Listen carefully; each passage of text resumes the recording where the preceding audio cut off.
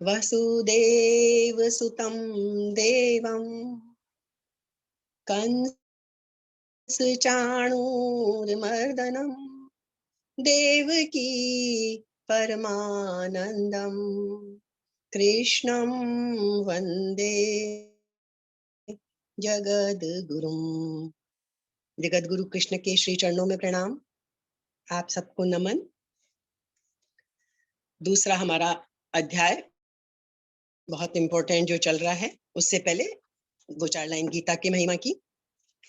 गीता हृदय भगवान का, सब ज्ञान का शुभ सार है। इस शुद्ध गीता ज्ञान से ही चल रहा संसार है। गीता परम विद्या सनातन सर्व शास्त्र प्रधान है। पर ब्रह्म रूपी मोक्षकारी नित्य गीता ज्ञान है।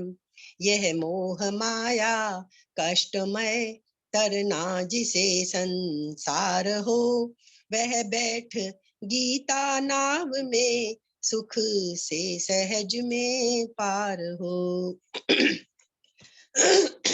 तो हम गीता को ही अपने नाव मान रहे हैं। कृष्ण हमारे खेवैया हैं और अब हम पीछे से जहां हमने किया था वहां से आगे बढ़ते हैं। हमने पिछली बार 16, 17, 18 दूसरे अध्याय के ये 3 श्लोक पढ़ लिए थे, अर्थ समझ लिया था।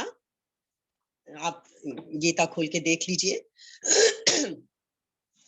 15वें श्लोक में हमने देखा था ना कि जो सुख और दुख दोनों से ऊपर उठ जाए। सबसे ज्यादा ध्यान देने की बात जो है बार बार गीता में मुझे ये लगती है कि हम सब हमेशा ये कहते हैं ना, भी दुख महसूस मत करो, दुखों से ऊपर उठो।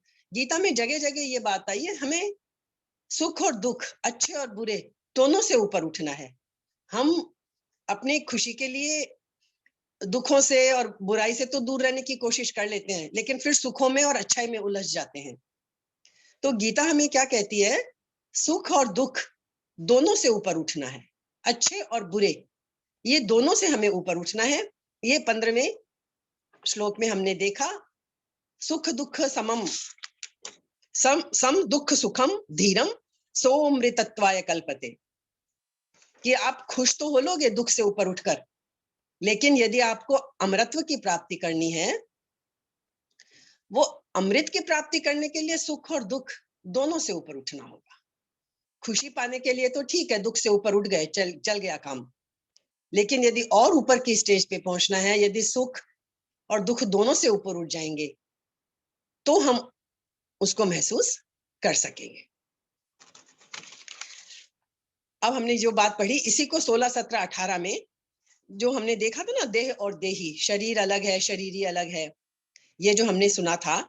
अब इसी को, क्योंकि बातें थोड़ी सारगर्भित हैं, तो इसलिए अब ये क्या आता है कि दूसरे शब्दों में भी आगे के 3 श्लोक हैं जो हमने पिछली बार पढ़ लिए थे। अब उनको हम विस्तार में गहराई में जाके समझ लेते हैं। ना सतो विद्यते भावो, ना भावो विद्यते सतः। असत का तो भाव विद्यमान नहीं। अब ये कहने का क्या मतलब है? जो असत है, मतलब जो नहीं है, उसका भाव विद्यमान नहीं है। तो कभी कभी गहराई से सोचे तो ऐसे लगता है ना कि जो असत है तो उसका भाव कहाँ से होगा। यही हमें समझना है कि जो असत है, जो सत्य नहीं है, उसकी कोई सत्ता नहीं है।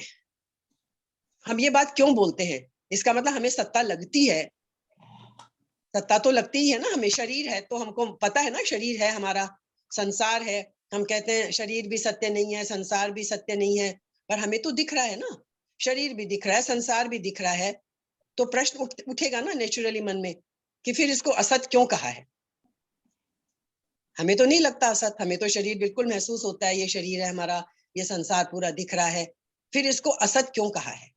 इसको असत कहा है ना, तो ये चीज गहराई में समझनी होगी कि जो चीज हमारे अनुभव में आ रही है उसको भी गीता क्यों असत बोल रही है।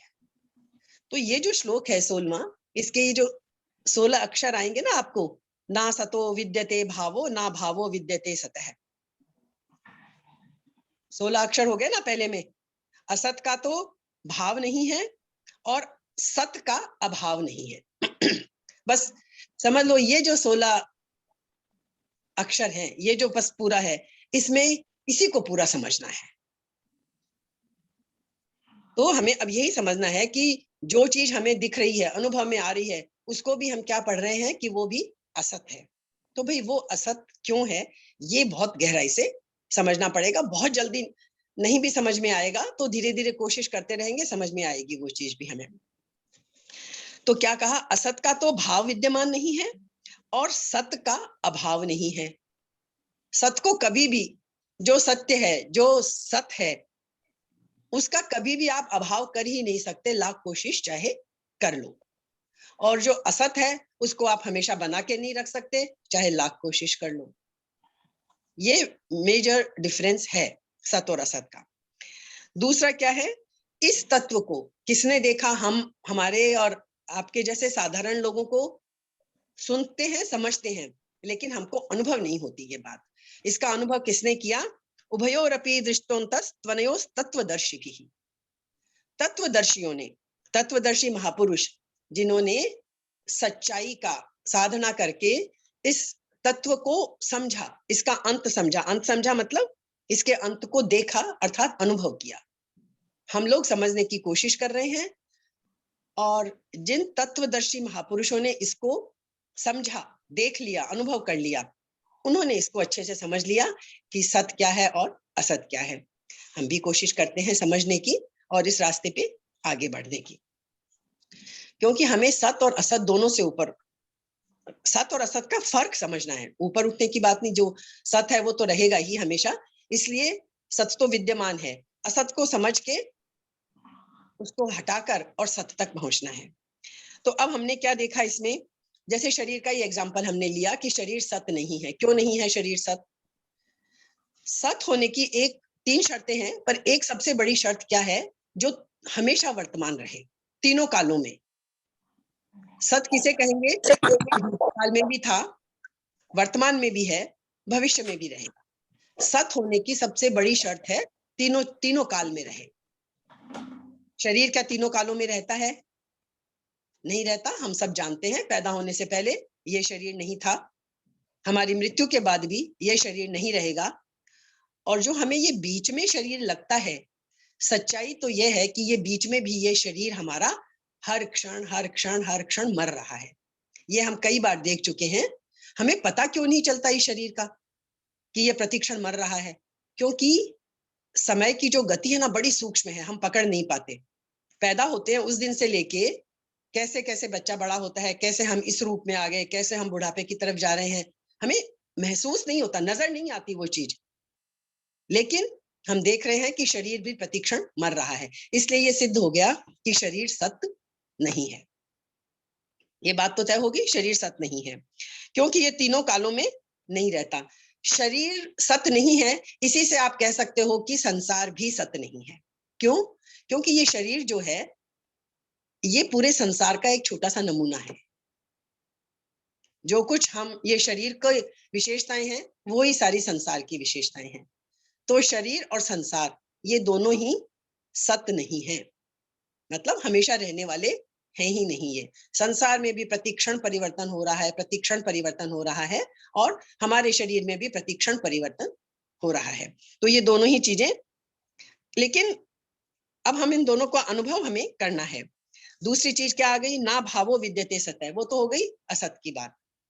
अब दूसरी बात क्या बोलते हैं? जो सत है उसका कभी अभाव हो ही नहीं सकता। उसको लाख कोशिश कर लो, उसको आप नहीं हटा सकते।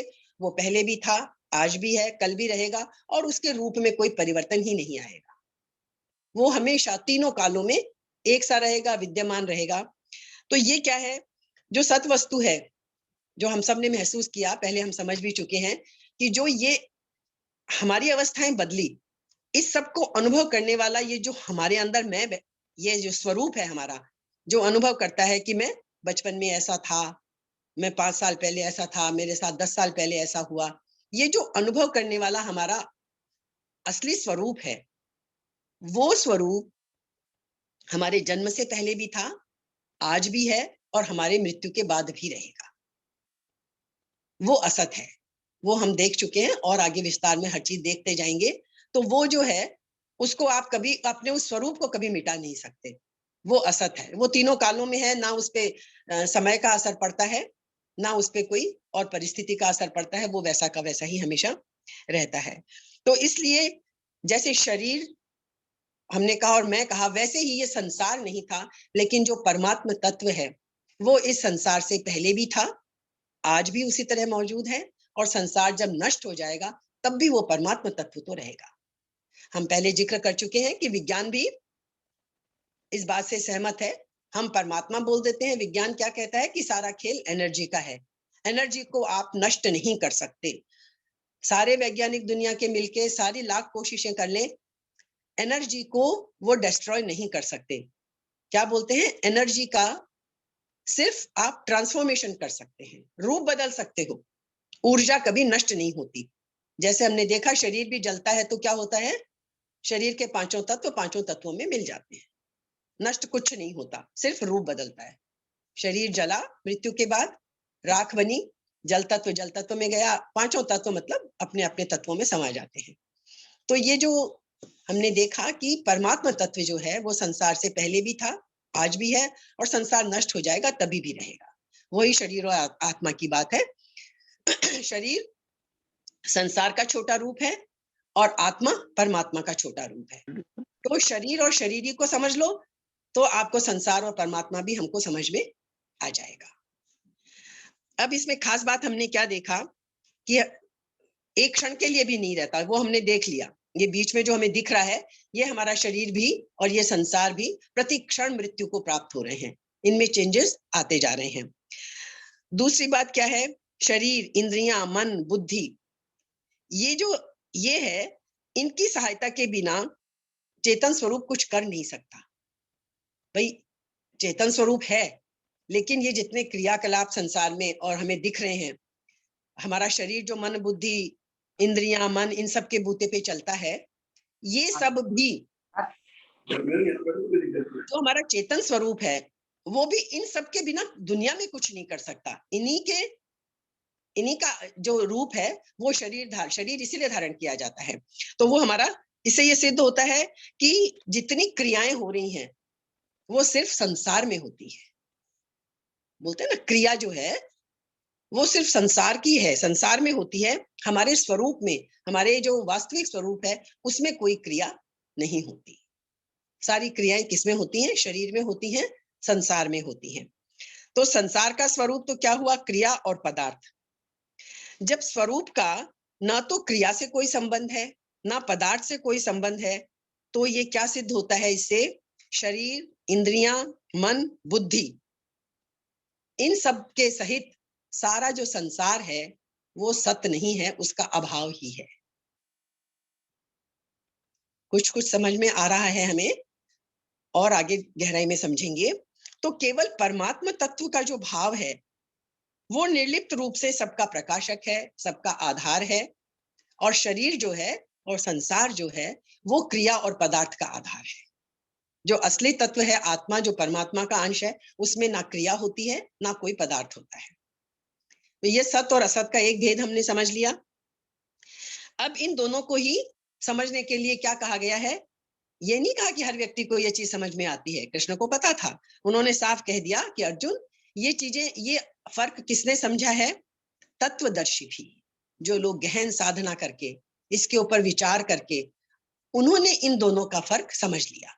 ये हमारे 16वें अध्याय के दूसरी पंक्ति में है कि इन दोनों के ही तत्व को किसने देखा, तत्वदर्शी भी, तत्वदर्शी महापुरुषों ने। कृष्ण जो इतना बोल रहे हैं वो तो तत्वदर्शी हैं ही हैं। अब वो अर्जुन को भी चाहते हैं कि वो भी तत्वदर्शी बने, इस बात को समझे। तो ये सत और असत, देह और देही, इन सबको जो तत्व से जानने वाले महा तत्वदर्शी पुरुष हैं, उन्होंने ये क्या महसूस किया, सत और असत, इसमें से असत का प्रतिक्षण नाश हो रहा है और एकमात्र जो सत है वो सदा रहने वाला है, उसको हमें पहचानना है। ये है सारी गीता में, ये हमें समझना है।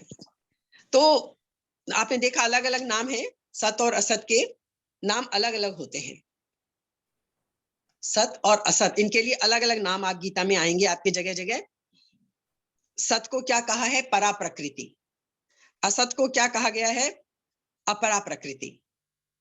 सत का है क्षेत्रज्ञ, वो आएगा आपके 13वें अध्याय में आएगा। क्षेत्र और क्षेत्रज्ञ को लेकर है 3रा अध्याय। तो क्षेत्रज्ञ क्या है? हमारी आत्मा, हमारा सत तत्व। और क्षेत्र क्या है? ये शरीर और संसार। ऐसे ही आएगा पुरुष और प्रकृति। पुरुष कहा जाएगा परमात्मा तत्व को, प्रकृति जो ये सारा खेल रचती है। इसी तरह से फिर आएगा अक्षर और क्षर। अक्षर कहेंगे परमात्मा को जो कभी नष्ट नहीं होता, और क्षर कहेंगे शरीर और संसार को जो हमेशा नष्ट होता है। ये सब चीजें आपके आगे आएंगी 7वें अध्याय में, 13वें अध्याय में, फिर 15वें अध्याय में। ये एक एक चैप्टर पूरा लिया जाएगा। 13वां अध्याय क्षेत्र और क्षेत्रज्ञ का, जिसमें डिटेल से समझाया जाएगा क्या क्षेत्र है और क्या क्षेत्रज्ञ है। इसी तरह सब सतोगुण रजोगुण का एक पूरा चैप्टर आएगा। तो अभी हमारा ये चल रहा है 2रा अध्याय, जो हमने कहा इसमें सारी चीजें एक बार बता दी जाएंगी, और खास करके ये सत और असत जो है, जो सारा सार है गीता का, वो इस 2रे अध्याय में अच्छे से समझाया जाएगा। तो क्यों समझा रहे हैं सत और असत का इतना डिटेल में कृष्ण? क्योंकि अर्जुन का जो कष्ट है वो शरीरों को लेकर है। उसका यही विषाद है ना कि ये सब लोग मेरे हाथों मारे जाएंगे, मैं पाप का भागी बनूंगा, ये सब मैं नहीं चाहता। तो इसीलिए कृष्ण क्या कहते हैं कि जो सतरूप से है इनके अंदर विद्यमान, वो तो कभी मरेगा नहीं अर्जुन, तू लाख कोशिश कर ले, उसे तो तू नष्ट नहीं कर सकता। और जो असत है इनके अंदर, वो तो प्रतिक्षण मर ही रहा है, तू क्या मारेगा इन। तभी उन्होंने 11वें अध्याय में विराट रूप दिखाया ना, कि सभी काल के गाल में समा रहे हैं सारे लोग। विराट रूप 11वां अध्याय जब आप देखोगे तो कृष्ण उसको यही दिखाते हैं 11वें अध्याय में जाके, कि देखो ये सब तो जा ही रहे हैं, ऑटोमेटिक मृत्यु की तरफ ही जा रहे हैं, तुम क्या इन्हें मारोगे। और जो इनका सत स्वरूप है उसको तुम लाख कोशिश कर लो, सारे वीर मिलके कोशिश कर लो, उसको कोई मार नहीं सकता। तो ये इसमें हमें समझाया गया है। 11वें श्लोक में भी यही आया था कि जो मर गए हैं और जो जी रहे हैं, दोनों के लिए ही पंडित जन शोक नहीं करते। ये हमने 11वें श्लोक में देखा था। तो इन सब में क्या कहा है कृष्ण ने कि ये सारी बातें समझ में किसको आती हैं? क्या क्या शब्द यूज किए कृष्ण ने इन इतने श्लोकों में? तत्वदर्शी, पंडित, धीर, है ना। तो जो धीर हैं, जो तत्वदर्शी हैं और पंडित हैं, वो कौन है पंडित? जिनका विवेक जाग गया है, और कोई नहीं। आप और हम में से कोई भी पंडित बन सकता है सही अर्थों में। जिस दिन हमें ये फर्क समझ में आ जाए और हम सुख और दुख में समान रह लें, इन दोनों से ही ऊपर उठ जाएं, तो हमारा विवेक जिस दिन ये जागृत हो जाएगा, और इस विवेक को जागृत करने के लिए ही गीता है। अब एक खास इंपॉर्टेंट बात क्या है कि ये प्रकृति, पुरुष, जितने हमने चीजें देखी, इनको अलग अलग नामों से कहा गया है। तो असली बात क्या समझ में आई कि जिसके द्वारा हम देखते हैं, सुनते हैं, चिंतन आदि करते हैं, वह भी असत है, और जो हमें दिख रहा है वो भी असत है। ये बात हो गई हमारी। अब असत का भाव नहीं होता, और अभाव जो है सत है, उसका अभाव नहीं होता। ये चीज हमें अच्छी तरह से समझ में आ गई। अब 17वें अध्याय में क्या बताएंगे? जब इन दोनों को तत्व के पुरुषों, तत्वदर्शी पुरुषों ने देख लिया, तो ये जो खास बात है, ज्ञान मार्ग हमने देखे ना, 3 मार्ग हैं गीता में, कर्म योग, भक्ति योग और ज्ञान योग। किसी भी रास्ते से हम चल सकते हैं। ये जो बात है कि एक सत्य के सिवाय कुछ भी नहीं है, ये जो तथ्य है, ये जो सत्य है, ये ज्ञान मार्ग की सबसे सबसे सर्वोपरि बात है। ये ज्ञान मार्ग की, ज्ञान मार्ग में हमें यही बस अनुभव करना है, यही सीखना है। भक्ति मार्ग अलग है, कर्म अलग है, हम सब जानते हैं। कर्म योग हम गीता में सारे देखेंगे। लेकिन जो ज्ञान के रास्ते चलते हैं, जिन्हें ज्ञान मार्ग पे चलकर और सत्य का अनुभव करना है, उनके लिए ये सबसे बड़ी बात है कि वो ये अनुभव कर लें कि ये सत्य जो है एक इसी की सत्ता है, इसके सिवाय और कुछ भी नहीं है। ये बात हो गई। असत की सत्ता नहीं है, ये भी सच है, और सत्य का अभाव नहीं है, यह भी सच है। ये दोनों चीजें सच है। एक को नेगेटिव फॉर्म में कह दिया। तो अब हमें क्या करना है? सत्य को स्वीकार करना। अभी हम अनुभव की स्टेज पे नहीं पहुंचे, तो हमारे काम की बात क्या निकली कि हम इस सत्य को स्वीकार तो करें कम से कम। यदि हम इस सत्य को स्वीकार ही नहीं करेंगे, हमें लगेगा ये तो बिल्कुल बेकार की बात है, शरीर कैसे असत हो सकता है। मैंने अभी पहले भी कहा, शरीर तो दिख रहा है, शरीर से ही हम सब कुछ कर रहे हैं। शरीर को हम असत मानने को तैयार ही नहीं होते, जबकि रोज अनुभव में देख रहे हैं कि आए दिन कितनी मृत्यु हो रही है। शरीर तो असत है ही, दिखता है, फिर भी हम शरीर को असत मानने को तैयार नहीं होते। तो हमें ये सच्चाई स्वीकार करनी पड़ेगी, सत और असत के भेद की। तत्वदर्शी हम बनने की प्रक्रिया में हैं। यदि हम एफर्ट कर रहे हैं तो हम भी तत्वदर्शी बनने की राह पर हैं, लेकिन कम से कम हमें ये सत्य तो स्वीकार करना पड़ेगा, तभी हम इस रास्ते पे आगे बढ़ पाएंगे, जो ये ज्ञान का सर्वोपरि सिद्धांत है। दूसरा अब क्या आ जाता है, सत और असत क्या है। इसको हमने देखा कि आगे के 2 श्लोक हमने पिछली बार पढ़ लिए थे। अभी हम थोड़ी सी 1-2 बातें और अच्छे से समझ लेते हैं कि सत और असत की जो हमने बात की, तो हमें क्यों सबसे मुश्किल जो हमारे लिए, हम उसी चीज को आज थोड़ा समझते हैं। शरीर को असत कैसे मान सकते हैं हम। जैसे समझ लीजिए कि हम किसी को कोई अंधा व्यक्ति है, उसने कभी चांद सूरज कुछ नहीं देखे, चांद भी नहीं देखा, तो उसके लिए तो चंद्रमा क्या है, असत है। वो तो उसने तो कभी देखा ही नहीं ना चांद को, चंद्रमा कैसा है क्या नहीं है। लेकिन फिर वो, यदि वो किसी को पूछता है, क्योंकि अंधा है, वो ये तो जानता है कि उसकी ये जो एक दृष्टि है, ये इंद्रिय काम नहीं करती। तो ये बात समझने की है कि यदि अंधे व्यक्ति को चांद नहीं दिख रहा, तो क्या चांद है नहीं? चांद दिख तो रहा ही है ना, चांद मौजूद है, लेकिन उस अंधे व्यक्ति को दिख नहीं रहा। फिर वो क्या करता है, जब उसे उसके साथ के लोग, साथी लोग जब समझाते हैं कि भाई ऐसी ऐसी चीज है, आकाश में चमकती है रात के टाइम में, जब उसको उसका विस्तार बताया जाता है, तो वो मानने लगता है, वो सत्य को स्वीकार कर लेता है। तो ये मैं इसलिए कह रही हूँ कि जैसे हम लोग हैं, हमें अनुभव यदि नहीं भी हो रहा कि शरीर असत है, तो हम उदाहरण देखें, शरीर आए दिन जल रहे हैं, नष्ट हो रहे हैं, तो हम इस सत्य को तो स्वीकार करें, जैसे उस अंधे व्यक्ति ने स्वीकार किया कि हाँ, चंद्रमा है।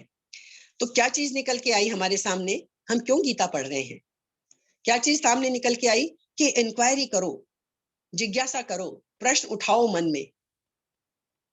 खाली हम लोग प्रश्न ही नहीं उठाते हैं, ऐसा नहीं है कि प्रश्न उठते नहीं है, मन में उठते हैं, लेकिन हम उनके ऊपर बिल्कुल उनको ढक देते हैं, प्रश्न उठते ही नहीं देते मन में।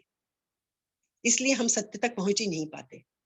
हम बस हमें यही सत्य लगता है कि हमें जीवन में बस उठना है, खाना है, पीना है, उन्नति करनी है।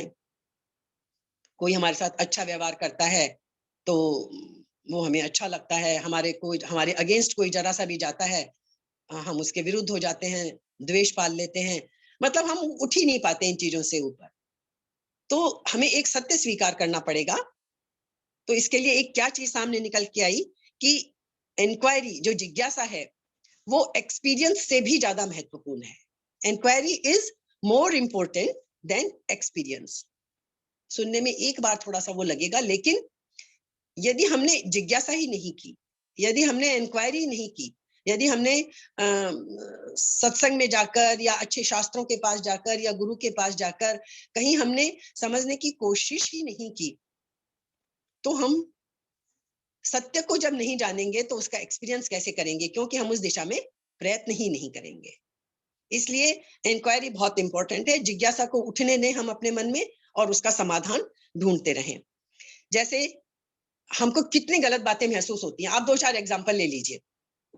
सबने आपने पढ़ा है कि जब सबसे पहले खोज की गई थी, तो ये खोज थी, और हमें दिखता भी ऐसा ही है कि सूर्य पृथ्वी के चारों तरफ घूमता है। हम लोगों को यही लगता है ना, हमें ये थोड़े लगता है कि हमारी पृथ्वी घूम रही है। हमें महसूस क्या होता है कि सूर्य घूम रहा है पृथ्वी के चारों तरफ। और सबसे पहले जब वैज्ञानिकों ने खोज की तो यही सिद्धांत किया।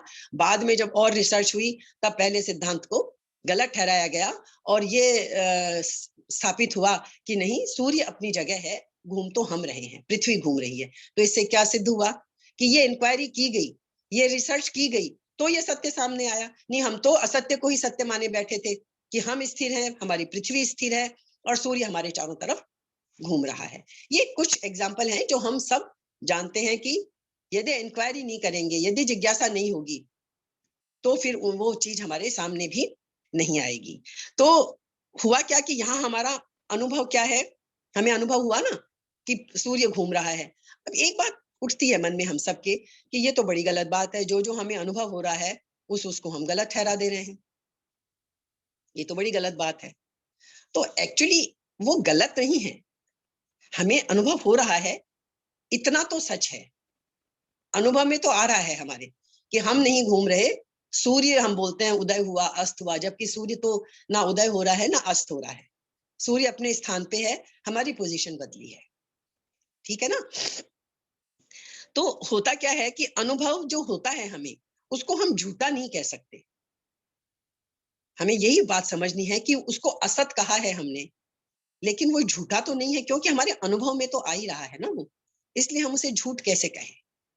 अब हम थोड़ी गहराई में डिटेल में जा रहे हैं, 16वें श्लोक की एक एक चीज को समझ रहे हैं कि राइट नॉलेज के बाद हमें अनुभव में तो आता ही है, राइट नॉलेज तो हो गया हमें, लेकिन फिर भी अनुभव में तो आ रहा है हमें कि सूर्य घूम रहा है, सूर्य परिवर्तित हो रहा है, हम अपने स्थान पर हैं।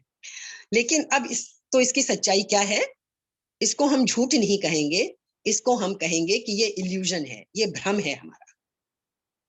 क्या शब्द इस्तेमाल करेंगे हम इसके लिए, ये हमारा भ्रम है। आप जो बचपन से सुनते आए हैं कि ये संसार माया है, माया है, माया है, भ्रम है।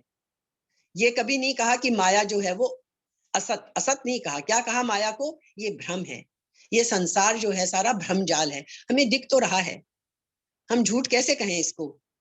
हर प्रतिक्षण हम हर चीज को अपने अनुभव में ले रहे हैं। तो हमें क्या चीज समझ में लेनी है इसमें, सत और असत जो दो वर्ड आए, हमको ये समझ लेना है कि असत मत बोलो, झूठ मत बोलो, असत तो है, इसको झूठा मत कहो क्योंकि अनुभव में आ रहा है। तो ये क्या है, ये हमारा भ्रम है। बहुत जगह भ्रम होते हैं हमें, अंधेरे में रस्सी को देखा सांप समझ लिया, होता है ना। और उस वक्त तो हमें वो सांप ही लगता है, रियल ही लगता है। अंधेरे में रस्सी को देखा तो क्या लगा, सांप है, उस वक्त तो वही सच है हमारे लिए। जब रोशनी हुई, हमने टॉर्च जलाई या देखा, तो पता चला कि ये रस्सी है, सांप नहीं। तो इससे क्या हुआ कि वो जिस वक्त हमें जो चीज अनुभव हुई, वो उस वक्त झूठ नहीं है, पर वो हमारा भ्रम जरूर है, वो हमारा भ्रम है। इस बात को हम स्वप्न के दृष्टांत से भी समझ लेंगे। तो ये इल्यूजन है, ये हमारा भ्रम है। हमने देख लिया, सत तीनों कालों में रहता है, परिवर्तन उसमें नहीं होता, और वो इंडिपेंडेंट होता है। ये एक बड़ी बात है, सत्य को अपनी सत्ता के लिए किसी दूसरे की आवश्यकता नहीं है। हमारे शरीर को अपनी सत्ता के लिए जो परमात्मा तत्व है उसकी आवश्यकता है, क्योंकि हम सब जानते हैं कि ये शरीर में जब हम बोलते हैं ना प्राण, प्राण है, चेतना है, तो ही शरीर का महत्व है।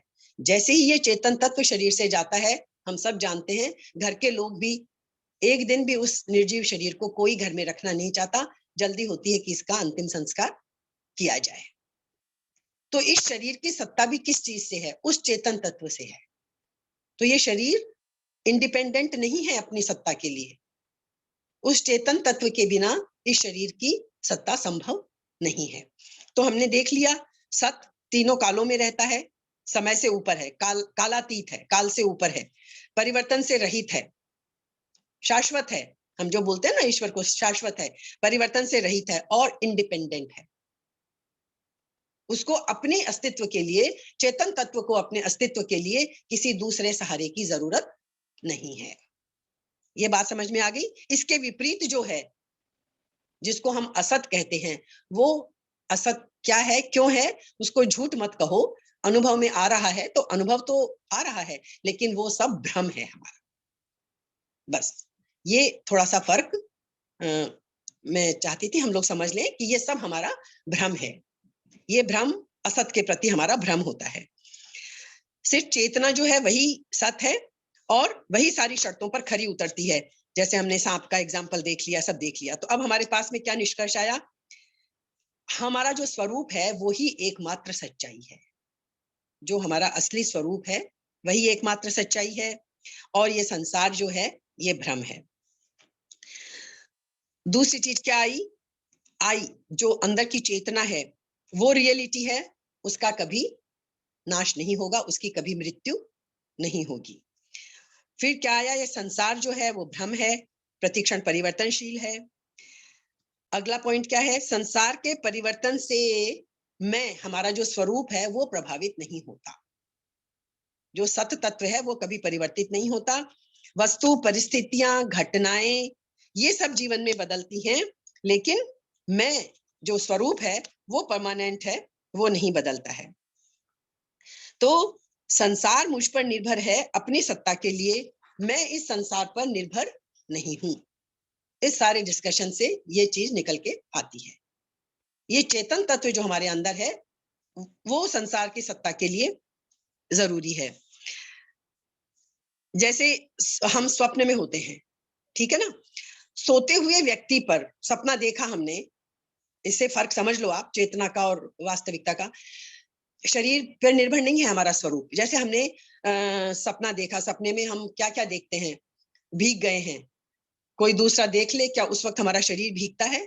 नहीं भीगता। वो स्वप्न में हमें अनुभव होता है हम भीगे हुए हैं, या कोई हमें मार रहा है, या हम किसी को मार रहे हैं, हम कुछ भी कर रहे हैं। स्वप्न में जो जो भी हम अनुभव करते हैं, तो वो सचमुच हमारे शरीर के ऊपर उस तरह तो असर नहीं डालता। हालांकि कितनी बार तो शरीर के ऊपर भी असर डालता है। जब हमारी आंख खुलती है, यदि स्वप्न में कोई हमें पीछे भाग रहा है, हम चौंक के उठते हैं, तो हम देखते हैं कि उस वक्त भी हमारी सांस तेज चल रही होती है।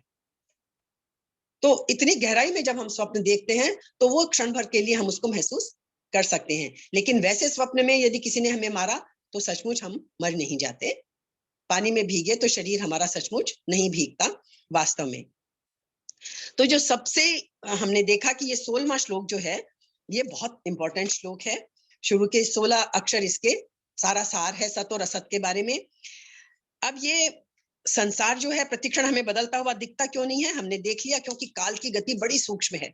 जैसे हमने देखा बच्चा बड़ा होता है, रोज हमारी आंखों के सामने बड़ा होता है, पर हमें पता नहीं चलता कि ये परिवर्तन इसमें कौन से क्षण में आया। बस वो बड़ा हो रहा है, बड़ा हो रहा है, पर हम पकड़ नहीं पाते कि किस क्षण कब परिवर्तन इसमें आया है। तो ये संसार प्रतिक्षण बदलता रहता है। तो अब हमारी बात क्या है? हमको सबको चाहिए मानसिक शांति। हम अपना निष्कर्ष तो निकालें कि हमने इतना सब समझ तो लिया। क्यों समझ रहे हैं हम ये सब? इसलिए समझ रहे हैं कि हम सबको शांति चाहिए। हम कोई भी नहीं चाहते कि हम तकलीफ में रहें, उथल पुथल में रहें, वेदना में रहें। तो ये मानसिक शांति जो है, ये हमें मिलेगी जीवन के प्रति सही दृष्टिकोण से। ये जो इतना हमने समझा, ये मानसिक शांति हमें कब मिलेगी? ये मानसिक शांति ना पैसे से मिलेगी, ना पद से मिलेगी, ना मान से मिलेगी, ना प्रतिष्ठा से मिलेगी, किसी चीज से नहीं मिलेगी। ये मिलेगी हमें जीवन के प्रति सही दृष्टिकोण से। सच्चाई के प्रति जब हम जागरूक हो जाएंगे, तो हमें ये सही दृष्टि मिलेगी। तो सत और असत को जान लेना, ये है जो हमें, इस सच्चाई को हमें जानना है कि ये सत और असत के बीच का फर्क है। ये एकदम शुरू में ही देख लीजिए, दूसरे अध्याय में कृष्ण ने स्पष्ट कर दिया है कि ये फर्क तो भाई तुम्हें समझना पड़ेगा। यदि गीता में आगे बढ़ना है, तो ये सत और असत का फर्क तो समझना पड़ेगा। और इसी को तरह तरह से हम गीता में समझेंगे, कई रूपों में समझेंगे।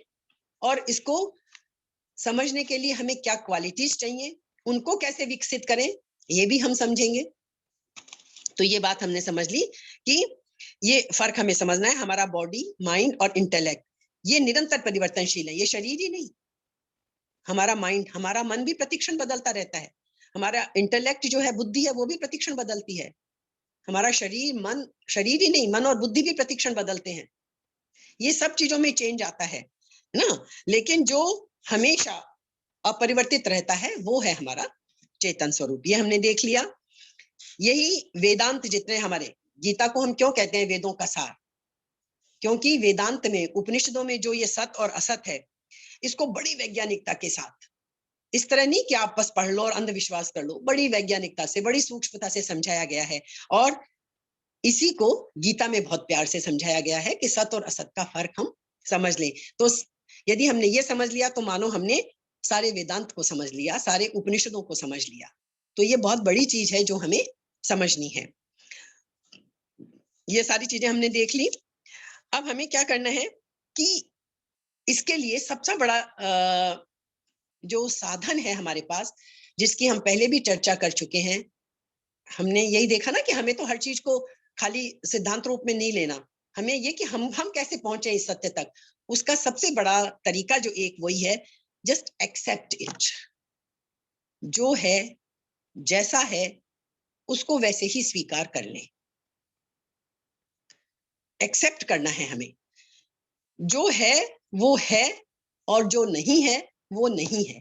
इस सत्य को हमें स्वीकार करना है कि हम अच्छी तरह समझ लें, जैसे अर्जुन को कृष्ण समझाना चाह रहे हैं कि जो है उसको तू नष्ट नहीं कर सकता, उसको नहीं है ऐसा कभी नहीं, ये स्थिति कभी नहीं आएगी जो है उसके लिए, और जो नहीं है उसके लिए है वर्ड तुम कभी नहीं बोल सकोगे। वो सिर्फ थोड़ी सी देर के लिए, हमने पहले कई बार देखा है जैसा वर्ड हमारे साथ है ही नहीं, सब कुछ हो रहा है। हम है का मतलब तो होता है जो वर्तमान मौजूद रहता है जैसी कोई चीज हम लोगों के साथ इस शरीर में और संसार में, हमारे मन में और बुद्धि में है जैसी कोई चीज नहीं है का मतलब तो है, सत्य है, हो रहा है, सब कुछ होता जा रहा है और क्षण क्षण बदलता जा रहा है। तो इसलिए जो है और जो नहीं है, इसको हमें एक्सेप्ट करना है। ये सबसे पहला कदम है सत और असत का फर्क समझने के लिए। एक बात हमको ये भी इससे बिल्कुल दुनिया में, ये तो हमने आध्यात्मिक की दृष्टि से देख लिया, और दुनिया में जीवन जीने के लिए भी हमें एक्सेप्टेंस को स्वीकार करना पड़ेगा। हमने ये पहले देखा, हर आदमी को हर चीज नहीं मिलती है। जैसे हमारे मन में कितनी बार चीजें आती है ना, किसी को बहुत अच्छा गाना गाते हुए देखते हैं तो हमें क्या लगता है, अरे हम क्यों नहीं गा सकते, कितना अच्छा डांस कर रहे हैं, क्या है यार, थोड़ा हाथ पैर इधर उधर कर रहे हैं, थोड़े ये कर रहे हैं, हम क्यों नहीं डांस कर सकते। पर हम नहीं कर सकते, हम लाख कोशिश कर लें। जो चीज हमारा दूसरा साथी बड़े आराम से खड़े होकर अच्छे से नाच रहा है, खूब अच्छे से मधुर स्वर में गा रहा है, हम गा भी नहीं सकेंगे उतना अच्छा, हम नाच भी नहीं सकेंगे।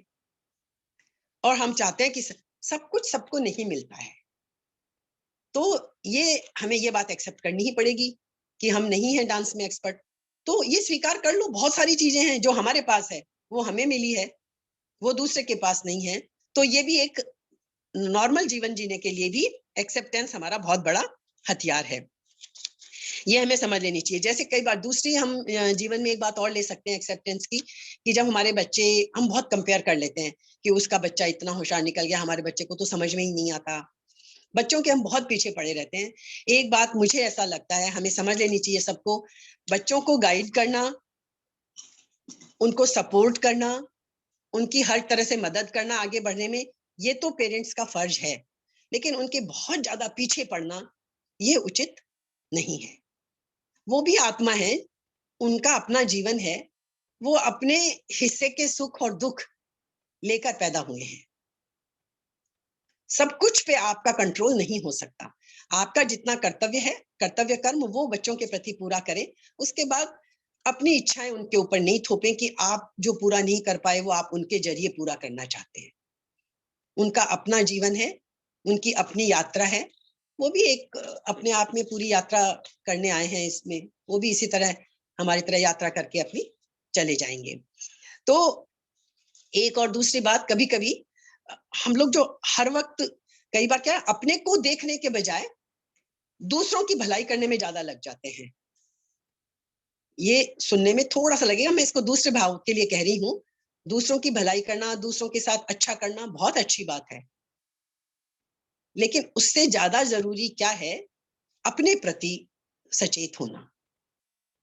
दूसरों की भलाई भी कई बार हम क्या करते हैं ना, वाहवाही के लिए, अपने को अच्छा फील कराने के लिए, उसके लिए करते हैं। तो हमें बहुत चेक रखना पड़ेगा कि स्वभावतः जब अच्छाई उमड़ती है अंदर से, वो तो अच्छी बात है, लेकिन आप सिर्फ वाहवाही लूटने के लिए या अपना क्या कहते हैं ना, जैसे नाम मान के लिए, वो जब हम अच्छाई करने में लगते हैं, वो अच्छाई करने का उतना फायदा नहीं है। ठीक है, अच्छा काम तो अच्छा ही है, आपकी वजह से 10 लोगों को सुख पहुंचा तो अच्छी बात है, लेकिन वो आपकी उन्नति में वो फायदा नहीं करेगी। यदि अपनी उन्नति चाहते हैं तो ये अच्छाई का भाव स्वतः स्फुरित होना चाहिए। अपने आप वो आए कि हम अच्छाई करें, मान और बड़ाई पाने के लिए अच्छाई करें, तो वो दूसरों का फायदा तो कर देगी, हमारा फायदा नहीं करेगी। मान और बड़ाई के लिए यदि हम करते हैं तो एक दूसरे को बदलने की कोशिश करना भी हमें बंद करना पड़ेगा। जब हम गुरुओं के पास भी जाते हैं तो हमें ये जरूर महसूस कर लेना चाहिए कि जो गुरु हमें बदलने की कोशिश करे तो वहां नहीं, जो आपको एज इट इज एक्सेप्ट कर ले तो समझ लीजिए कि वो आपको आगे ले जाएगा। वो गुरु आपको आगे ले जाएगा जो आपको एज इट इज एक्सेप्ट कर लेता है। वो क्वेश्चन ज्यादा नहीं होना चाहिए। तो हमें भी दूसरों को हर वक्त बदलने की या उसकी बच्चों को भी अपने बदलने की कोशिश में हमें नहीं रहना चाहिए। तो अब हमारा इसका सारा सार क्या निकला? सही ज्ञान तो है वो समाधान है, और इस चैप्टर 2 में हमें सारा सही ज्ञान ही मिलेगा। और सबसे बड़ी बात, अब जब हम आगे 1-2 श्लोक और पढ़ लेते हैं जो हमने पिछली बार पढ़े थे, आज हम उनको पूरा समाप्त करेंगे। 7:20 में है ना। सत और असत क्या है, इसे 17वें और 18वें इन 2 श्लोकों में फिर बताया है। अविनाशी तु तद्विद्धि येन सर्वमिदं ततं विनाशमव्ययस्यास्य न कश्चित् कर्तुम् अर्हति। अविनाशी तु तद्विद्धि। अब अभी बात आई ना अविनाशी, सत और असत की बात आई थी ना कि सत को आप कभी नष्ट नहीं कर सकते, वो अविनाशी है। तो अब फिर कृष्ण उसको स्पष्ट कर रहे हैं कि अर्जुन, अविनाशी तो तू उसको जान। कौन है अविनाशी? ये न इदम सर्वम ततम, जिससे ये सारा संसार व्याप्त है। फिर क्लियर कर रहे हैं, अविनाशी तो तू उसको जान जिससे ये सारा संसार व्याप्त है। ये जो अविनाशी है, अस्य अव्ययस्य विनाशम कश्चित न कर्तुम अर्हति। इस अव्यय का, इस अविनाशी का विनाश कोई भी नहीं कर सकता है। ये हमने अभी समझ चुके हैं। हम सिर्फ ये श्लोक मैंने फिर बता दिया। अविनाशी को आप किसी भी तरीके से नष्ट नहीं कर सकते, और जो विनाशशील है उसको आप किसी भी तरह बचा नहीं सकते। तो ये हमें बता दिया कि अविनाशी क्या है। 18वां श्लोक हमने चीजें सब समझ ली हैं। फिर 18वां श्लोक एक बार पढ़ लेते हैं। अंतवंत इमे देहा नित्यस्योक्तः शरीरिणः अनाशिनो प्रमेयस्य तस्माद्युध्यस्व भारत। अब उन्होंने फिर कृष्ण ने समझा दी ये बात, और क्या कहा उन्होंने कि अविनाशी, जानने में ना आने वाला। पिछले श्लोक में बता दिया अविनाशी कौन है। अब बता दिया कि ये अविनाशी कैसा है, अप्रमेय है। ये समझ में नहीं आता है। समझ में आ जाता इतनी आसानी से तो इतनी बड़ी गीता ना होती। अविनाशी है, सत है, हमेशा रहने वाला है, लेकिन अप्रमेय है। मापतोल नहीं होता इसका, आसानी से समझ में नहीं आता। तो इस जानने में न आने वाले, और कैसा है ये, नित्य रहने वाला, नित्यस्य, नित्य रहने वाले इस शरीरी के, इस आत्मा के, ये जो शरीर हैं ये अंतवंतः, ये नष्ट होने वाले कहे गए हैं। 18वां श्लोक आपके सामने है। जो अविनाशी है, जानने में नहीं आने वाला है, वो नित्य है वो, लेकिन उस अविनाशी के ये जो शरीर है, जो देह हैं हम लोगों के, ये सारे देह अंतवंतः, ये अंतवंतः उक्तः कहे गए हैं। ये शरीर जो है ये अंत वाले हैं, इसलिए हे अर्जुन तुम युद्ध करो। अब एक बात, कृष्ण बार बार युद्ध करो ये बात बोलते हैं ना, ये बात बार बार। कभी क्या इसकी बड़ा गलत असर भी हुआ, जब कुछ लोग आज भी बोलते हैं, अब तो खैर थोड़ा गीता फिर समझने लगे हैं। जब शुरू शुरू में ये गीता वेस्ट में पहुंची तो लोगों ने, जो बाइबल पढ़ने वाले थे, उन्होंने कहा ये व्यक्ति क्या किताब है, ये कैसा ग्रंथ है हिंदुओं का, ये तो मारने की बात कर रहा है। अच्छा खासा बंदा युद्ध से विरत हो रहा है और ये उसको युद्ध की तरफ धकेले जा रहा है, ये कैसा हिंदुओं का ग्रंथ है। क्योंकि उन्होंने तो बाइबल के 10 कमांडमेंट्स पढ़े हैं, 10 कमांड्स पढ़े हैं उन्होंने बाइबल में, जो अच्छी बातें हैं सारी। ने कहा ना कि ये गुडी गुडीनेस जो है ना, इससे सत्य का लेना देना नहीं है। अच्छा ही कर लो, ठीक है, नाम कमा लो, जीवन अच्छा जी लो, आपकी उन्नति उससे नहीं होगी, सत्य के नजदीक नहीं पहुंचेंगे उससे। तो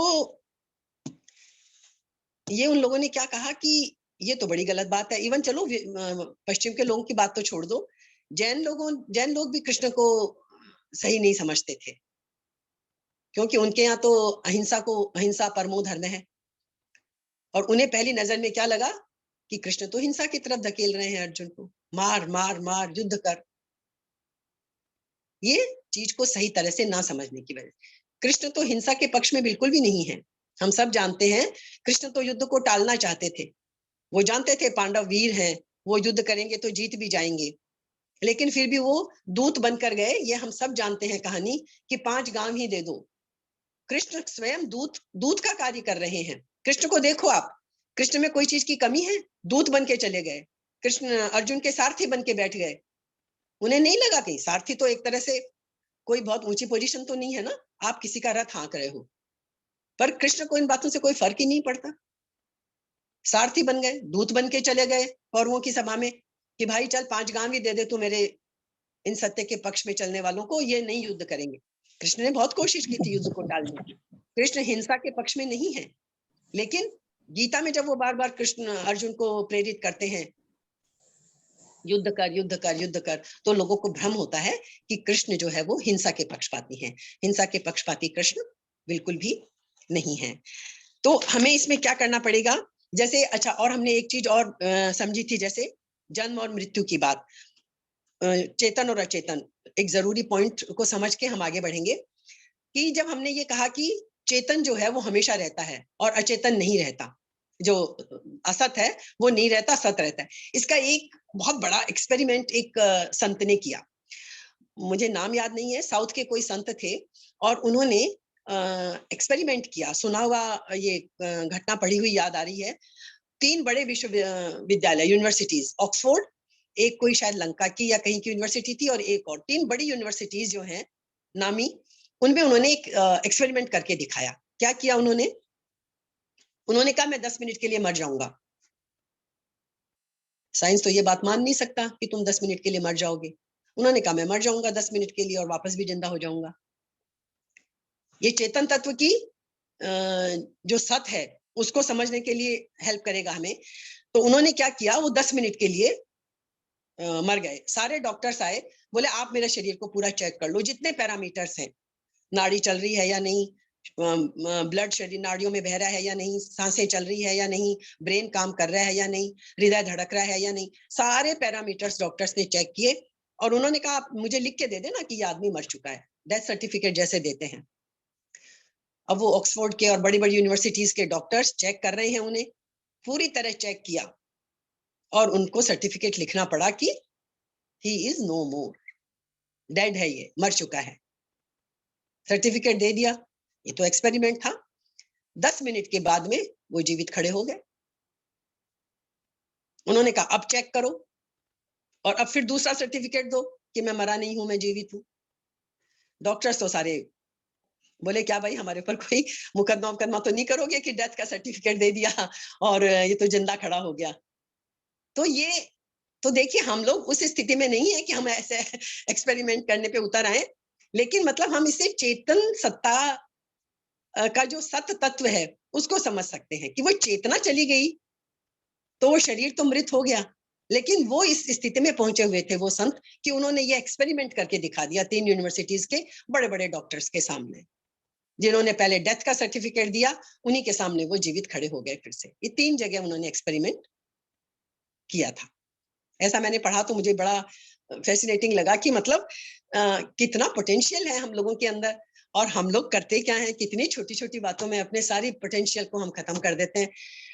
बस एक बार को ये बात मन में आती है, जब ऐसी बात मन में आती है ना, हीरा जन्म अमोल था कौड़ी बदले जाए रे, एक बार तो शरीर हिलता है कि यार कर क्या रहे हैं इतनी उम्र गंवा दी, हीरे जैसे जन्म को कौड़ियों के बदले खो दिया। लेकिन कितनी देर टिकती है ये भावना, कितना समझ में नहीं आता ये क्यों होता है हम सबके साथ में। समझते हैं उस वक्त तो अंदर तक से हिल जाते हैं कि यार ये कर क्या रहे हैं, कौड़ियों के बदले क्यों मानव जीवन अनमोल जीवन को खत्म कर रहे हैं, कितना पोटेंशियल है। तो पर हम हो जाता है बस वापस हम उसी संसार। तो ये संसार में जो उलझते हैं, ये संसार बड़ा खींचता है हमको, माया है, भ्रम है, लेकिन बड़ा आकर्षक है, इसलिए हमें बार बार खींचता है ये हमें। तो ये चीज भी हमने देख ली। 18वां श्लोक भी हमारा हो गया। तो एक दो बातें और समझ लेते हैं कि जो अब सच जो है वो क्या है, पूर्ण है। जैसे एक बहुत प्रसिद्ध आप सब जगह प्रेयर में सुनते होंगे ना, ओम पूर्णमदः पूर्णमिदं पूर्णात् पूर्णमुदच्यते पूर्णस्य पूर्णमादाय पूर्णमेवावशिष्यते। यदि संसार में कोई चीज है शून्य, पूर्ण जो है, तो वो शून्य है। शून्य में आप ना कुछ घटा सकते हो ना जोड़ सकते हो। शून्य में कुछ घटाना या बढ़ाना नहीं होता। शून्य में से कुछ निकालोगे तो भी शून्य ही बचेगा, शून्य में कुछ डालोगे तो भी शून्य ही बचेगा। शून्य के अलावा और कुछ नहीं है। तो सबसे बड़ी चीज क्या है? शून्य है। शून्य से बड़ा और कुछ नहीं है। तो इसलिए अब हम थोड़ा अपने लिए सारी चीजें ग्रहण कर लेते हैं जो हमको इस सारे डिस्कशन से अपने लिए ग्रहण करनी है। वो चीजें हम जो हमने समझा है थोड़ा सा कि स्थूल और सूक्ष्म बोलते हैं हम, लेकिन यहाँ सूक्ष्म का मतलब स्थूल का छोटा रूप नहीं है। सूक्ष्म का मतलब है जो समझ में नहीं आता, वो इसका मतलब है। अब जैसे एक चीज हम समझें, शून्य जो हम बोलते हैं कभी कभी, कि जैसे कोई कमरा है, समझिए कमरे में हमारे 50 चीजें रखी हैं, लेकिन कमरा वास्तव में जिस चीज से भरा हुआ है वो क्या है? खालीपन। सामान तो आप बाहर निकाल के कर सकते हैं, दिवाली पे भी हम सफाई करते हैं, सारा सामान बाहर निकाल दिया या कुछ भी किया, तो क्या बचा? कमरे में जो बचा वो क्या बचा? खालीपन। वही सत्य है। सामान तो आनी जानी है। आज हमने नया फर्नीचर रखा, पुराना हो जाएगा, कल को बदल देंगे। तो जो सामान है जो वस्तुएं हमने लाके रखी हैं वो बदल जाएंगी, लेकिन कमरे का जो शून्य है, जो खालीपन है, वो तो वैसा का वैसा रहेगा। दीवारें तोड़ दो, कमरे की दीवारें तोड़ दो, हम बहुत करते हैं ना, रिनोवेशन करते हैं घर का या कुछ भी, तो क्या बचेगा? उस कमरे में जो खालीपन बचेगा वही सत्य है। वो शून्य किसमें मिल जाएगा? उस पूरे खालीपन में मिल जाएगा। तो शून्य जो है वही एकमात्र सच्चाई है। पूर्णमदः पूर्णमिदं पूर्णात् पूर्णमुदच्यते पूर्णस्य पूर्णमादाय पूर्णमेवावशिष्यते। उसमें कुछ भी जोड़ दो, कुछ भी घटा दो, वो पूर्ण का पूर्ण ही रहेगा। तो शून्य जो है वो आकाश का शून्य। हमको लगता है कि आकाश नीला है, वास्तव में हम सब जानते हैं आकाश नीला जैसा कुछ नहीं है। वो साइंस आपको बता देगा, साइंस ने भी बता दिया कि वो भासता है, हमें भ्रम होता है कि नीला है। आकाश तो शून्य खाली है, वो कलरलेस है, उसमें कोई कलर है नहीं। तो अब हम शून्य को स्वीकार कर लेंगे तो उससे हमारी सबसे बड़ी क्या प्रॉब्लम सॉल्व होगी कि हम भागना बंद कर देंगे। हमने ये तय किया है ना कि हम अपने लिए निकालेंगे चीजों को, कि हमें क्या फायदा है। इन चीजों को हमने समझ तो लिया, हमारा कैसे फायदा होगा। शून्य को जब हम एक्सेप्ट कर लेंगे तो हमारे अंदर क्या इच्छा आएगी कि फिर हम भागकर कहाँ जाएंगे। हमारा भागने की जो प्रवृत्ति है ना, वो खत्म हो जाएगी।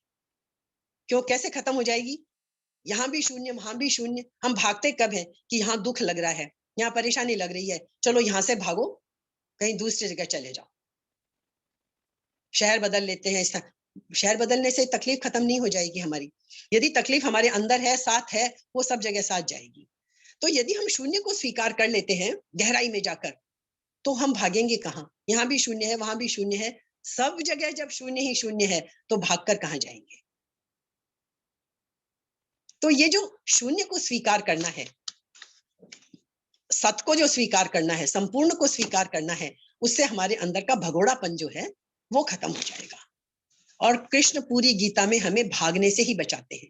अर्जुन को वो जगह जगह कहते हैं, भगोड़ा मत बन, भगोड़ा मत बन, आधा सत्य मत समझ, पूरा सत्य समझ। तो ये जो हमें भी, हमको हमको बार बार यही याद रखना है, अर्जुन हमारा प्रतिनिधि है। अर्जुन को जैसे भागने से कृष्ण बचा रहे हैं, हमें भी भागने से बचना, पलायनवादी नहीं होना है, हमें डट के सामना करना है। कृष्ण का सारा उद्देश्य क्या है कि हमें भागना नहीं है, तो क्या करना है? आज का वाक्य हम ले लेते हैं, हमें भागना नहीं है, जागना है। सार है ये हमारी हर चीज का, हमें भागना नहीं है, जागना है। कृष्ण अर्जुन को कहते हैं, कृष्ण अर्जुन भाग मत, बस जाग। जाग मतलब तू जहां है, जिस परिस्थिति में है, जैसा है, बस वहीं तू अवेयरनेस ले आ अपने अंदर। जाग जा परिस्थिति के प्रति, समझ ले चीज को। और वो समझ कैसे आएगी? सत और असत को समझने से। सत और असत को समझ लिया तो क्यों भागेंगे हम? कहीं भी नहीं भागेंगे फिर हम। तो ये जो चीज हमने समझी सत और असत की, ये हमें भगोड़ा होने से बचा लेगी, पलायनवादी होने से बचा लेगी। हमेशा याद रखना है कि जो हमारा वास्तविक स्वरूप है उसको ना कोई मार सकता है, ना नष्ट कर सकता है, उसको कोई टच भी नहीं कर सकता। हम डरे नहीं। जब ये चीज हम समझ लेंगे तो ये भगोड़ापन हमारा बच जाएगा। और सबसे बड़ी बात, कई बार हम क्या होता है, दुखों से डर कर, बहुत सारे लोग सन्यासी क्यों बनते हैं? संसार से घबरा कर। यदि संसार से घबरा कर सन्यास लिया है तो आपका इतना सा भी फायदा नहीं होगा। सन्यास अंदर से पैदा होना चाहिए, वैराग्य अंदर से पैदा हो। दुखों से डरकर, दुखों से भागकर हिमालय में जाके बैठ जाओ, चाहे कंदराओं में जाके छुप जाओ, वो सन्यास कोई सन्यास नहीं है। क्या होगा? आप हिमालय में चले, यहाँ के दुखों से बच के चले गए, चलो परिवार की वो जिम्मेदारियां खत्म हो गई, आपको वो तकलीफ हिमालय में कंदराओं में नहीं होगी। वहां कोई और आपको उकसाने वाला नहीं है तो आपको गुस्सा नहीं आएगा, ठीक है ना? आपको कुछ करना नहीं पड़ रहा है तो आपको खुंदक नहीं आएगी। परीक्षा कब होगी आपकी? जैसे ही आप नीचे उतर के आए, 10 लोगों के बीच में आए, किसी ने जरा सा कुछ कह दिया और स्वामी जी तो गुस्सा हो गए। मैं पता नहीं तुम्हें मैं कौन हूं, मैं कहां से कितनी तपस्या करके आया हूं, मेरे कितने शिष्य हैं, देखो तुम। तो फिर वो क्या सन्यासी हुए? वहां ऊपर बैठे थे तो उनको कोई स्टिमुलेशन ही नहीं था, क्रोध का कोई कारण नहीं बन रहा था, इसलिए शांत लग रहा था। यहाँ आए, जरा सा कुछ हुआ और उनका तो क्रोध उजागर हो गया। तो जो लोग संसार से भागकर सन्यासी बनते हैं, वो उनका सन्यास सधता नहीं है। जब सब परिस्थिति में सन्यास अंदर से पैदा हो जाए, वैराग्य अंदर से आ जाए, तब है उस वैराग्य की सच्चाई और तब वो सच होगा। तो हमने क्या निष्कर्ष निकाला? संसार से भागकर कोई सन्यासी नहीं हो सकता। सन्यासी आप हो सकते हैं संसार से जागकर, जैसे राजा जनक थे, संसार में रहते हुए भी सन्यासी थे। उनको कहा है राज ऋषि, सारा राज्य संभाल रहे हैं, सब कुछ कर रहे हैं, फिर भी वो राज ऋषि हैं। तो संसार में रहते हुए जब हम अवेयरनेस पैदा कर लें, जब हम सत्य के प्रति सचेत हो जाएं, तो हम सच्चे सन्यासी हैं। तो संसार से भागना नहीं है, हमें जागना है। और स्वप्न, और क्या चीज जाननी है हमें? कि स्वप्न को स्वप्न समझना है। हालांकि इसके ऊपर भी एक्सपेरिमेंट हो रहे हैं कि स्वप्न, हम जानते हैं कि स्वप्न स्वप्न होता है, सच नहीं होता, लेकिन जिस वक्त हम सपना देख रहे होते हैं उस वक्त तो वही हमें सच लगता है। तो कुछ ऐसे एक्सपेरिमेंट भी लोग कर रहे हैं कि हम अपने आप को इतना ट्रेंड कर लें कि जब हमको स्वप्न आ रहा हो उस वक्त हम समझ लें इस बात को कि ये हमारा सपना है। ऐसी ट्रेनिंग लोग कोशिश कर रहे हैं, जो लोग एक्सपेरिमेंट करते हैं तरह तरह के। उन्होंने किया तो उनको क्या फल मिला? उनको स्वप्न के वक्त ये बात समझ में तो आई, उन्होंने इतना अपने आप को, अपनी चेतना में ये बात बिठा दी कि जब मुझे स्वप्न आए तो मैं समझूं कि ये स्वप्न है, सत्य नहीं है, ये स्वप्न है, सत्य नहीं है। तो उनको महसूस तो हुई वो बात, लेकिन जैसे ही ये महसूस हुई कि स्वप्न नहीं, ये स्वप्न है, सत्य नहीं, उनकी नींद खुल गई। वो स्वप्न फिर कंटिन्यू नहीं हो पाया उनका। इतना तो ट्रेंड उन्होंने अपने आप को कर लिया कि स्वप्न आया तो उनको ये चेतना आ गई कि ये स्वप्न है, सत्य नहीं है, लेकिन फिर वो जग गए। तो हमें असल में करना क्या है? सत्य और स्वप्न ये समझना है कि स्वप्न को स्वप्न समझे, ये संसार भी स्वप्नवत है। ये जब हम समझ लेंगे तो फिर हम सत्य के नजदीक पहुंच जाएंगे। तो गीता हमें भोग और त्याग, इन दोनों के बीच की बात बताती है। क्या कहती है? कि जागो, भोगना और त्यागना, गीता हमें इन दोनों के बीच की बात कहती है कि आप अवेयर हो जाओ। ये नहीं है कि भोगों में ही लिप्त रहो, और ये भी हमें नहीं करना है कि सब कुछ छोड़ छाड़ के सन्यासी बन के बैठ जाएं। ये मैंने इन चीजों से ये ग्रहण किया कि ना तो हमें भोगों में उलझना है, कर्तव्य कर्म की तरह सब कुछ काम करना है, और ना हमें सब कुछ छोड़ छाड़ के सन्यासी बनना है। हमें करना क्या है? इन दोनों के बीच में हमें जागना है। हमें वो समझ लानी है अपने अंदर, वो चेतना पैदा करनी है, वो अवेयरनेस लानी है कि हम जाग जाएं। तो हमारा आज का सूत्र हो गया कि भागना नहीं है, हमें जागना है। और जागना क्या है? जो है उसको देखने की तत्परता हो हमारे अंदर, इतनी तड़प पैदा हो जाए, इतनी प्यास पैदा हो जाए कि हम उसे देखने को तत्पर हो जाएं कि भाई देखें तो सही, ये क्या सत्य है, क्या है ये चेतना, आखिर क्या है? जैसे उन बड़े ऋषि ने उन्होंने एक्सपेरिमेंट करके दिखाया। तो ये चेतना जो है उसको जानने की तड़प हमारे अंदर हो तो हम उसको जान पाएंगे। ये हमको समझ लेना है कि सपने हमारे बनाए हुए होते हैं और सत्य सचमुच होता है। ये फर्क हमको समझ लेना है।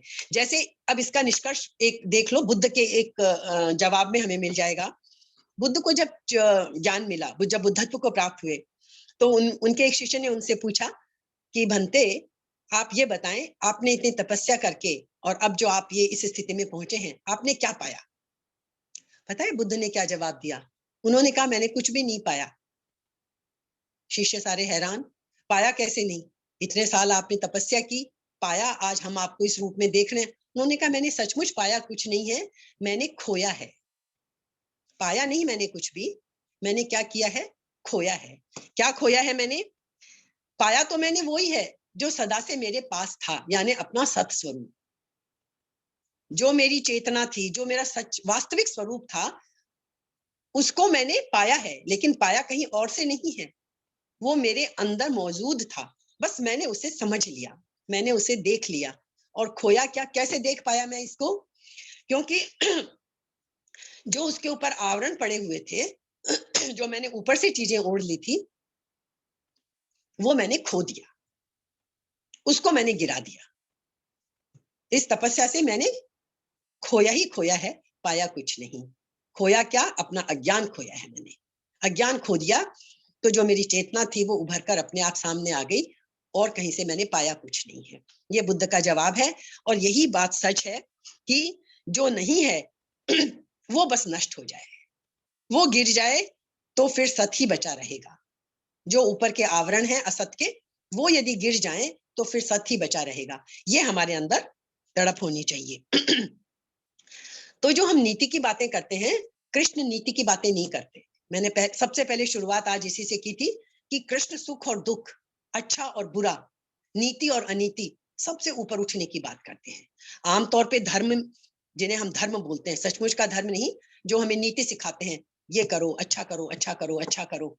कृष्ण तो अच्छे से भी ऊपर उठने को कहते हैं, वो धर्म की बात करते हैं, नीति और अनीति की बात नहीं करते। कृष्ण कहते हैं दोनों से ऊपर उठो, अच्छे से भी ऊपर उठो, बुरे से भी ऊपर उठो, तो जो सच है बस वो रह जाएगा तुम्हारे पास। तो ये हमें धर्म सिखाता है। और कृष्ण का जो धर्म है वो क्या है? हमारा नीति अनीति संसार इन सब से पार है। एक और आपको राज की बात बताते हैं। क्या करते हैं, गांधी जी भी थे या और भी बहुत लोग हैं जिन लोगों को लगता है ना कि कृष्ण हिंसा की बात करते हैं और कृष्ण को वो मानना भी चाहते हैं, तो वो क्या कहते हैं, कई लोग तो कह देते हैं कृष्ण और ये सब कुछ सिंबॉलिक है, ऐसा वास्तव में कुछ हुआ ही नहीं था, ये तो सिर्फ हमें समझाने के लिए सब कुछ रूपक गढ़ा गया है। गीता सत्य है, गीता में उनकी पूरी आस्था है कि जो कुछ इसमें कहा वो सत्य है, लेकिन कृष्ण वगैरह कुछ नहीं, ये सारा रूपक तैयार किया है हम इंसानों को समझाने के लिए। दूसरे कुछ लोग क्या कह देते हैं कि भाई ये सब कल्पना है, समझाने के लिए है, सच्चाई नहीं है। जब ऊपर ऊपर से हम देखते हैं तो आप इसको सच मानिए, कृष्ण की बात, कृष्ण है, कृष्ण को सच मान के भी हम नीति और अनीति, अच्छे और बुरे से ऊपर उठे, ये हमें कृष्ण ने समझाया है। तो अब हमारा पूरा इस तीनों श्लोकों का जितना गहन अध्ययन करके जितना कुछ समझ में आया वो यही है कि हमें अच्छाई से बुराई से, नीति से अनीति से, इनसे सबसे ऊपर उठना है, इनसे ऊपर उठना है। सुख और दुख में सम रहना है। उस सम रहने का तरीका क्या है? हम सत के प्रति सचेत हो जाएं, अवेयरनेस आ जाए, जहां है, जिस स्थिति में है, जैसे हैं, वहीं हमें सत के प्रति सचेत हो जाना है। बस ये अवेयरनेस, तो हमको करना क्या है? भागना नहीं है, जागना है। ये हमारा आज का सारा सार है। समय भी हो गया है, लेकिन हमारा विषय मेरी समझ में इन 3 श्लोकों का हमारा पूरा हो गया है, 16, 17 और 18 का। अगली बार हम 19वें श्लोक पे आएंगे। इसी बात को एक दूसरी तरीके से समझाया जाएगा, वो हम आगे समझेंगे। तो ये हमारे हो गए 3 श्लोक। समय भी पूरा हुआ, आप लोगों के लिए मंच खुला है।